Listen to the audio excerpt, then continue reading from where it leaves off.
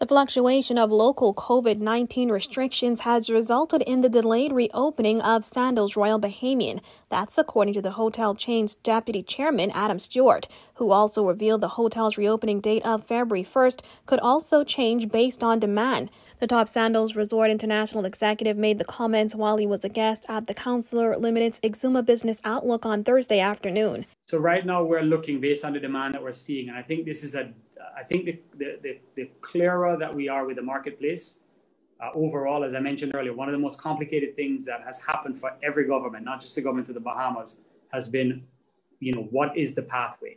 What do people need to do? What has evolved? Of course, there have been a couple of lockdowns in the Bahamas due to spikes and decisions that needed to be made. With each one of those lockdowns, the fact is that every action has an equal reaction. It's created confusion in the marketplace. And other countries like the Dominican Republic and Mexico have decided just to open their borders, and they've gotten ahead. Over the last 7 months, numerous lockdowns, curfews, and other restrictive measures have been imposed to fight COVID-19 in the Bahamas. More stringent measures were recently implemented on New Providence and Abaco, which were experiencing a spike in cases ahead of the November 1st ramping up of the tourism industry. As it relates to the opening date, Stewart says it's not all set in stone.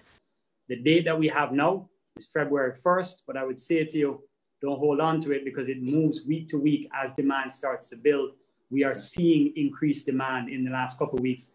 The U.S. election is hindering and getting in the way of tourism at large. Right. It's a very normal thing, but this year is even a bit more chaotic than traditional years. I think we're going to see, I'm very hopeful that we're going to see an accelerated demand after next week's election.